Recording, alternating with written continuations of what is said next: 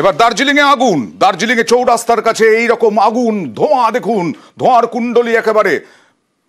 যথেষ্ট আগুন লেগে গেছে দার্জিলিং এর চৌরাস্তার কাছে নেহেরু রোডে পোশাকের গোডাউনে। কথা বলবো প্রতিনিধি পার্থর সঙ্গে। পার্থ, কি পরিস্থিতি? দেখো, প্রায় ঘন্টা দেড়েকের চেষ্টা কিন্তু আগুন নিয়ন্ত্রণে আসে, কিন্তু এই আগুন নিয়ন্ত্রণে আনতে দমকল কর্মীদের কিন্তু যথেষ্ট বেগ পেতে হয়। কারণ যখন তারা খবর পায় এবং ঘটনাস্থলে গিয়ে পৌঁছায়, দমকল কর্মীরা চারপাশ কিন্তু কালো ধোঁয়া ছড়িয়ে থাকে। স্বাভাবিকভাবে তাদের সেই স্পটে পৌঁছাতে অনেকটা সময় লাগে এবং স্পটে পৌঁছে কোথাও থেকে আগুনের যে লাগে সেই স্পট খুঁজতে কিন্তু তাদের যথেষ্ট বেগ পেতে হয়।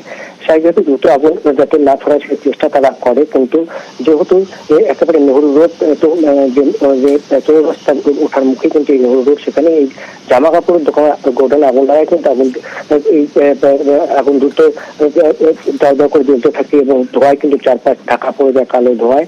এবং প্রায় ঘন্টা দেড়েকের চেষ্টা আগুন নিয়ন্ত্রণে আনে দমকল কর্মীরা ঘটনাস্থলে পৌঁছায়, দার্জিলিং সদর পুলিশ এসে পৌঁছে। কিন্তু কিভাবে আগুন লাগলো, প্রাথমিকভাবে মনে করা হচ্ছে শর্ট সার্কিটে আগুন লেগেছে, কিন্তু কিভাবে আগুন লাগলো এবং কত ক্ষয়ক্ষতি হয়েছে তারা এখনো অ্যাসেস করতে পারেনি দমকল কর্মীরা বা আগুন নিয়ন্ত্রণে কোনো রকম প্রাথমিক অবস্থা ছিল কিনা সেসব বিষয়ে ক্ষতি দেখছে দমকল আধিকারিকরা। বেশ।